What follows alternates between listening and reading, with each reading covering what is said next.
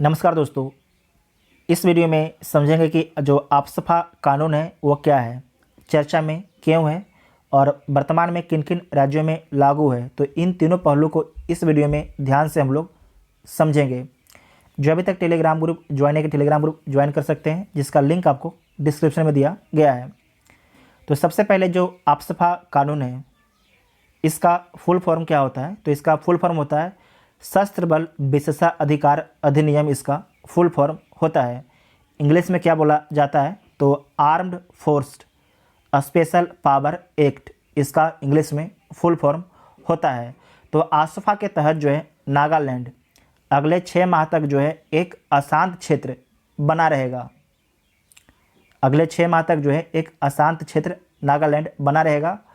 और ये किसके द्वारा पता चलता है? तो केंद्रीय गृह मंत्रालय के द्वारा एक अधिसूचना जारी किया जाता है 30 दिसंबर 2021 को।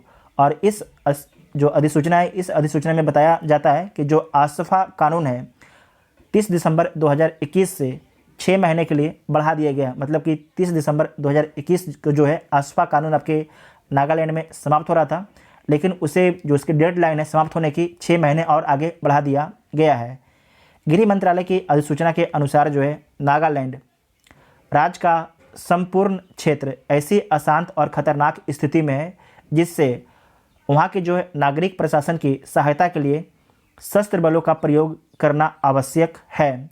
हाल ही में जो है गलत पहचान के कारण नागालैंड में 14 आम नागरिकों की मृत्यु के बाद जो आसफा कानून है उसे वापस लेने की मांग जो है बढ़ रही थी। तो इसी क्रम में केंद्र सरकार ने यह निर्णय लिया कि नहीं, जो आसफा कानून इसे वापस लिया नहीं जाएगा, जहां तक कि 30 दिसंबर 2021 से अगले 6 महीने के लिए इसे आगे बढ़ा दिया गया है। नागालैंड में आपसफा हटाने की मांग के बारे में देखिए, तो नागालैंड में लोग जो है लंबे समय से जो आसफा कानून है उसे वापस करने की मांग कर रहे हैं। और दिसंबर 2021 की शुरुआत में सेना की एक जो सेना हमारी है उसके द्वारा एक चूक हो जाती है और जिस कारण जो है 14 आम नागरिकों की मृत्यु हो जाती है। आप लोगों ने समाचार में पढ़ा भी होगा। उसके बाद जो आसफा कानून है उसे वापस लेने की मांग और नागालैंड में आपकी तीव्र हो जाती है।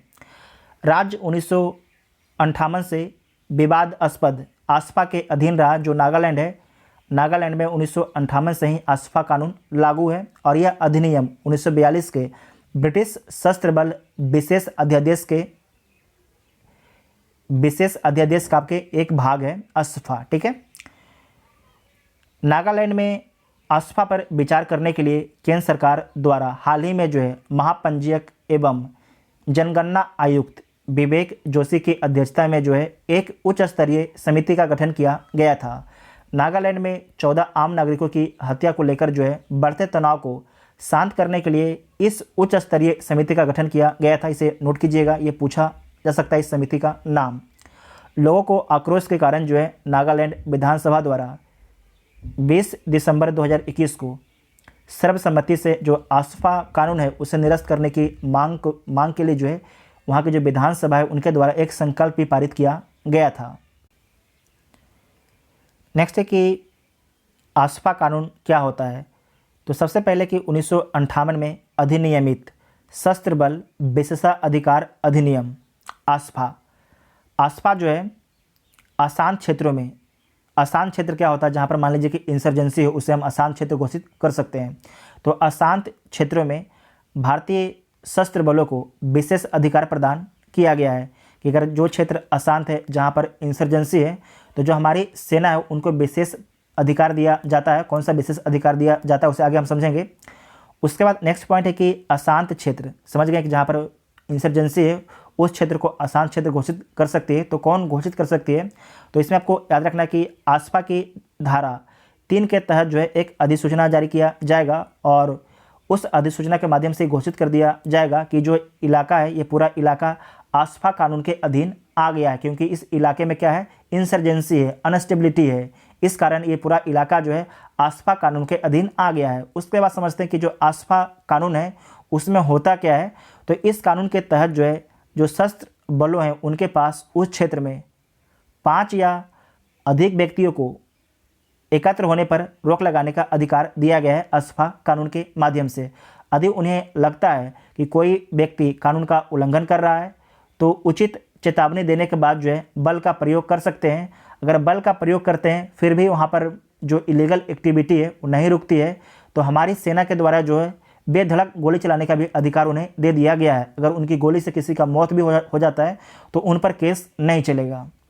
उसके बाद नेक्स्ट पॉइंट है कि यदि उचित संदेह मौजूद है तो सशस्त्र बल जो है बिना किसी वारंट के किसी व्यक्ति को गिरफ्तार कर सकते हैं। इस बात को समझिए कि जैसे कि अगर हमारी सेना को लगता है कि किसी घर में जो है कोई आतंकवादी छुपा हुआ है तो बिना वारंट के उस घर को जो है तलाशी ले सकते हैं और उसमें जितने भी लोग हैं उनको शक के आधार पर सारे को गिरफ्तार किया जा सकता है। फिर से बोलते हैं कि यदि उचित संदेह मौजूद है तो जैसे कोई घर है तो उस घर के क्या कर सकते हैं, बिना वारंट उनके जो परिसर है वहाँ पर प्रवेश करेंगे और तलाशी लेंगे।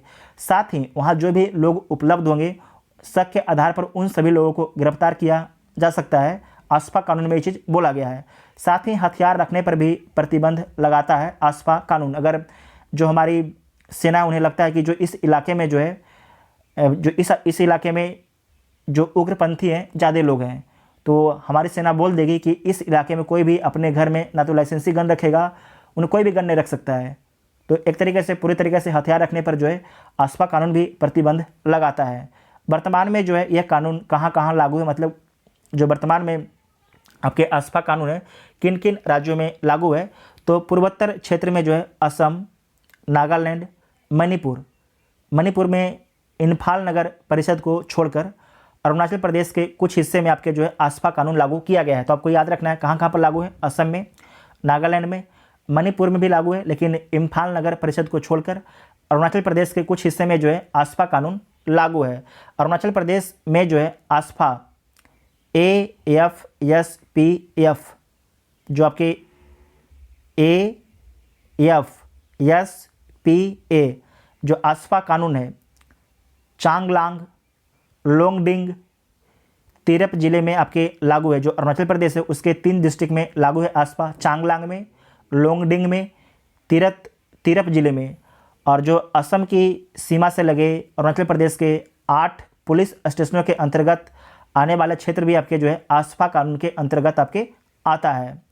पूर्वोत्तर के इन राज्यों के अलावा जम्मू कश्मीर में भी आपके आसपा कानून लागू है। आपको पता है कि जम्मू कश्मीर में जो है लगातार आतंकवादी एक्टिविटी चलते रहती है, उस कारण वहाँ पर आसपा कानून लगा के रखना हमारी मजबूरी है।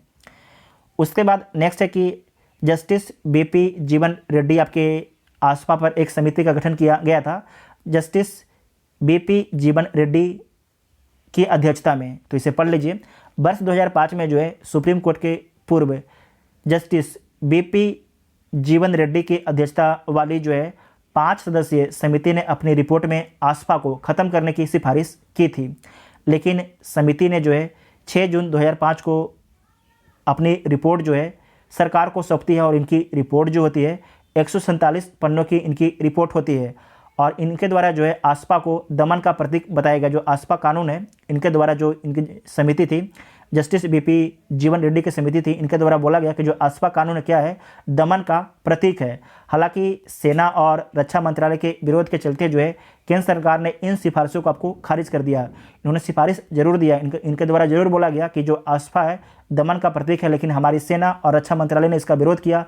बोला कि अगर इस तरीके से आसपा कानून को हटा दिया जाएगा तो इस इलाके में हमें जो सुरक्षा देने में कठिनाई आएगी, क्योंकि ये जो इलाका है बहुत ज़्यादा अनस्टेबल है। तो इसे स्टेबल करने के लिए हमें आसपा कानून लागू रखना ही पड़ेगा। ठीक है, आप इसका हम लोग को मजबूरी भी समझ सकते हैं कि जो भी हमारी सरकार उसकी हमारी सरकार की मजबूरी भी समझ सकते हैं कि जो आपका जम्मू कश्मीर है, नागालैंड है, इन इलाके में अगर आसपा हटा दिया जाए तो हमारे जो सरकार है उनको सुरक्षा करने में थोड़ा दिक्कत आ सकता है।